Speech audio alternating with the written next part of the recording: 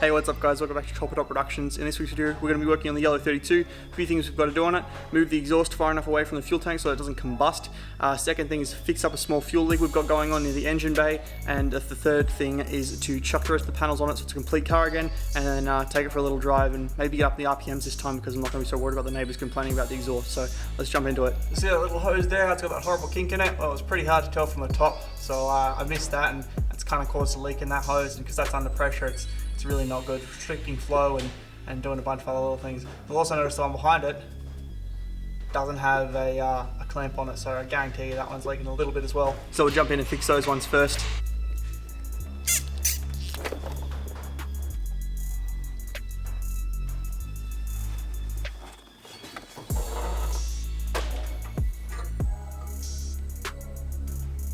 That's terrifying that I was even running the car with that.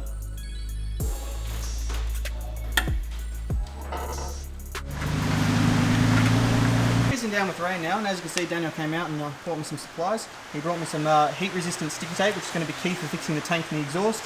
It's a new fuel line because the current line is munted, and a fuel filter to chuck in. So we'll jump in and chuck all that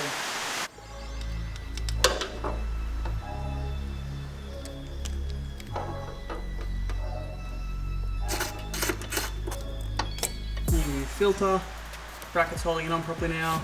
Cut this line a little too long and this one's nice and firm in there, so I'll probably end up shortening this, but right now I just kind of want to get the exhaust done so that I can drive it, and then I'll sort that out later. Probably want to do this, so get her up in the air and have a look at the exhaust.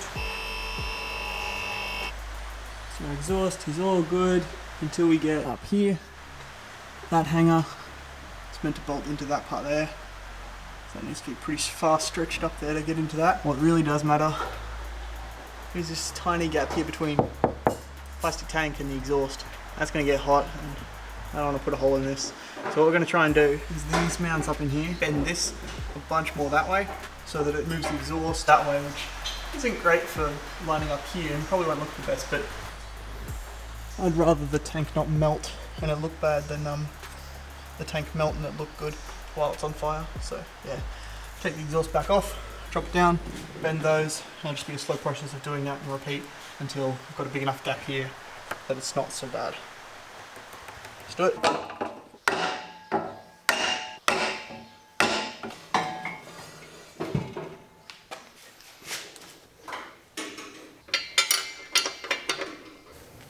feel like I should be wearing gloves with this.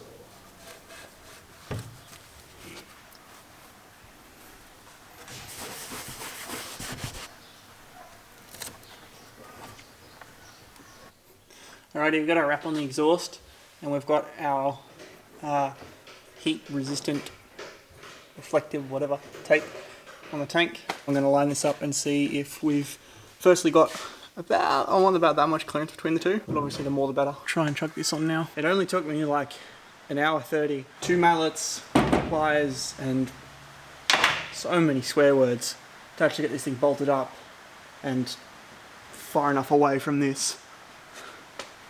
You can see it's got a bit of a gap there, which is figured just enough with the protection we're getting from both of these. And the exhaust in the back, well, when that's bolted on it'll be less bad, but it's far from centered. Whatever, I'm gonna drop it down. So I'm just checking over all our pipes from earlier, making sure that there's no leaks. When the thing fired up, but we're looking pretty good.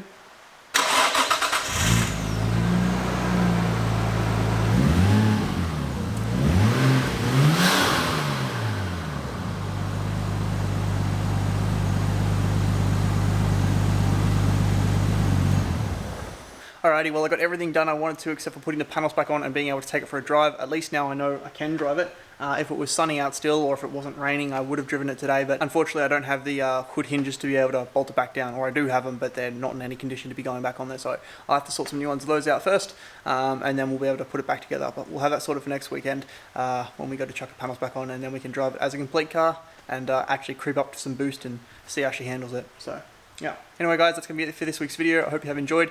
If you have, leave a comment down below, like the video, and if you haven't done already, subscribe, follow along in this process of building this car and every other one we have. Yeah, that's it. I'm going to go inside and sleep. Bye.